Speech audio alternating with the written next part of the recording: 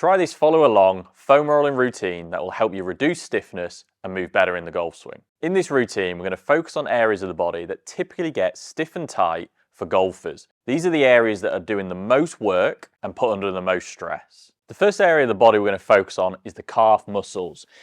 Now for golfers, spend a lot of time walking the course, which can make the calf muscles get very tight in and around the bottom of the ankle. So all you need to do with the foam roller is place one calf on top with your other leg applying pressure. So you're almost pushing the foam rolling leg into the roller. From here, you're going to slowly move up the calf muscle. Now, obviously, you're going to have to move your body around a little bit. So sometimes you might work in thirds of the muscle. But what we're trying to feel is an area that will feel quite tight and sensitive. And this will be the case for all the muscles that we focus on. When you hit an area that does feel especially tight, you're then just going to stay on that position and slowly move roughly an inch or two forwards and backwards. So you're working that sore spot, that stiffness.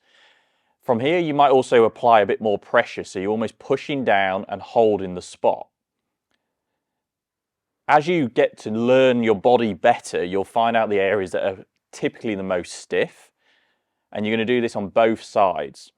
So because we do a lot of walking on the course, footwear, heels, the different types of ground conditions, those calf muscles can definitely take a lot of impact just from walking, let alone in the golf swing. Now we're going to move into the hamstrings. My recommendation would be focusing on the outer hamstring part initially. You can work onto the inner part of the hamstring, but it's the same process. Start at the back or towards the top of the hip and slowly work down. The key with the hamstrings, these are key muscles in rotating the pelvis and the hips. So these actually place a lot of stress and force during the golf swing and can be extremely sensitive and stiff. What you might find is one side, and that's the case with all these muscles, is going to feel stiffer and tighter than the other.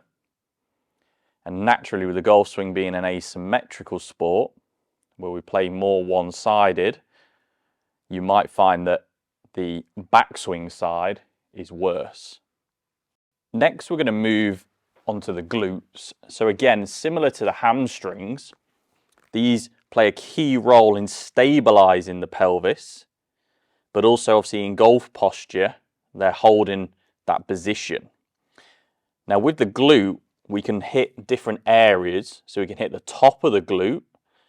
As you can see with where I am, I'm slightly at an angle to hit that, which can be hypersensitive in a lot of golfers because of the stress placed through the lower back and into the glute muscles. But we also can open up the body, still focusing on the top of the glute and even into the main part of the glute. So we're hitting those three different areas of the glute muscles. What we might find as well, different to what we said with stiffness and tightness often being in the backswing side, the glute area, because we obviously move pressure and weight into the lead side in the downswing under max force, that lead glute and around the hip can feel a lot more sensitive. So if you can just work these key areas around the pelvis and help desensitize over time, we might gain a little bit more short-term range of motion that can help with some freedom in the golf swing. And next, we're going to move on to the lat muscles. This can be a little bit trickier getting into position. So I'm just going to start by almost rolling the top half of the back. I would always try and avoid going too much towards the lower back, the lumbar, because we can really arch it and stretch it too much. Then from here, we want to almost try and lift one arm up and open to the side so we can target the side of the lat more, so that individual lat muscle. And you can see here how it just depends on how sensitive it is, your body type, your size, into what position is going to be most effective. For some, if you're hypersensitive, you can just get in this position, body weight on the floor, and just hold it. For others, you might need to be a little bit more off the ground and be able to work your way throughout. And again, just feeling where your more sensitive spots are. Over time, you might just focus on those areas rather than doing both sides or the whole area of the muscle.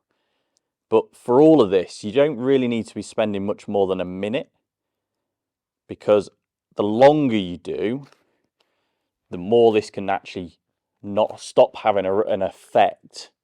So similar to like stretching, foam rolling, we don't actually need to be doing lots and lots of it to get an impact. Less in some ways is more. And then finally, we're going to move on to the quads.